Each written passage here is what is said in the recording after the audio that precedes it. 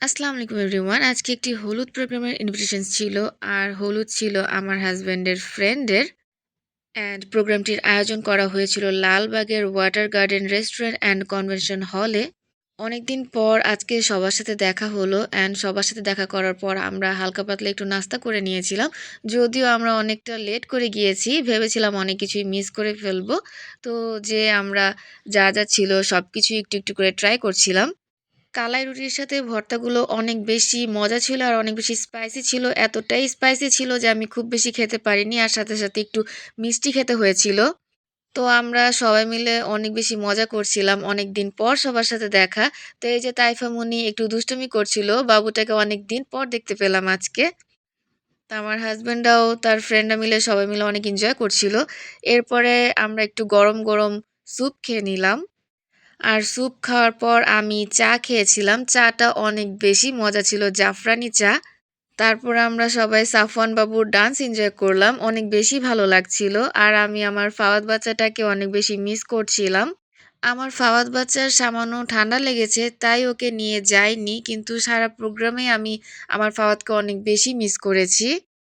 দেন আমরা কিছু পিকচার্স তুলছিলাম। আমি আমার সিঙ্গেল পিকচার তোলার পরে আমার হাসব্যান্ডকে বললাম, "আসো কিছু পিকচার তুলি।" তো ও পিকচার্স তুলবে কি আমার সাথে এত ফান করছিল, আমি হাসতে শেষ। তো একটাও ঠিকমতো পিকচার্স তুলতে পারিনি।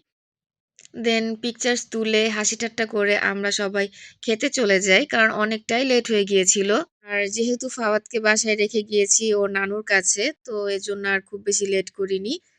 আর এই ঠান্ডার মধ্যে গরম, গরম গরুর বিরিয়ানি অনেক বেশি মজা লাগছিল। হলুদের প্রোগ্রামের বিরিয়ানিগুলো না অন্যরকমই একটু মজা হয়। নরমালি বাসায় যতই চেষ্টা করি না কেন হলুদের বিরিয়ানির মতো মজা নরমালি হয় না। দেন খাওয়া-দাওয়া শেষ করে আমরা আবার একটু ঘুরে দেখছিলাম। সবাই মিলে বসে আড্ডা দিচ্ছিলাম। আর এরই মধ্যে হলুদ দেয়া স্টার্ট হয়ে গিয়েছিল। সবাই বরকে হলুদ দিচ্ছিল। তো আমরাও সবাই যে ভাইয়ার সাথে কিছু পিকচার্স তুলি সেই ক্লিপগুলো আমার নেয়া হয়নি। দেন আমরা সবাই বসে প্রোগ্রামটা এনজয় করছিলাম, গান এনজয় করছিলাম। আর আমি যখনই পিকচার্স তুলতে যাব আমার হাসব্যান্ড তো আমাকে ডিস্টার্ব করবেই। ও খুব বেশি মজা পায় আমার ছবি যখনই তুলতে যাই মানে ডিস্টার্ব করে। তো কি আর করার? কিছুই করার নেই। তো আমি আমার মতো অল্প কিছু পিকচার্স তুলে নিয়েছিলাম। আর তখনই ভেবেছিলাম চলে আসবো যেহেতু ফাওয়াদকে রেখে গিয়েছি বাসায়।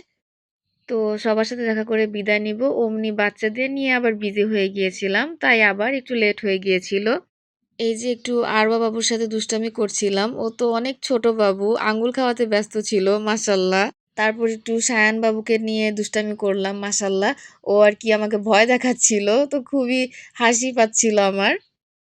আমার হাসব্যান্ড ওর সাথে একটু ফান করছিল। তো আবার আমরা ভাবিরা মিলে একটু পিকচার তুললাম, ভিডিও করলাম। সবার সাথে দেখা হলে যা হয় আরকি।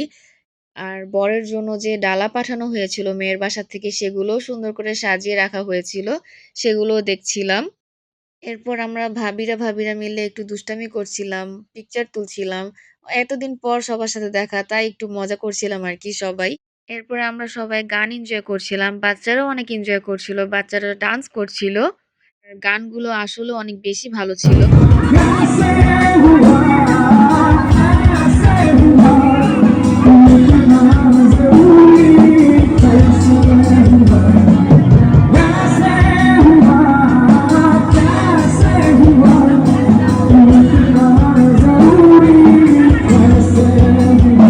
দেন যেহেতু অনেক বেশি লেট হয়ে গিয়েছিল তো আমরা আর ওয়েট করিনি।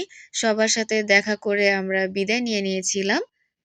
বাট রাস্তায় বের হওয়ার পর দেখতে পেলাম এত বেশি ঠান্ডা, এত বেশি বাতাস, যাওয়ার সময়ও এতটা বাতাস ছিল না, যতটা না আসার সময় মনে হয়েছে। তো ফাওয়াদের বাবা বলছিল যে ফাওয়াদকে যে নিয়ে যায়নি আজকে এটাই ভালো হয়েছে। তো আমারও মনে হচ্ছে ফাওয়াদকে আজকে নেইনি এটাই ভালো হয়েছে। কারণ এই ঠান্ডায় আমার বাচ্চাটার আরো বেশি ঠান্ডা লেগে যেত। তো এই তো আমার আজকের ভ্লগ এতটুকুই। আসসালামু আলাইকুম।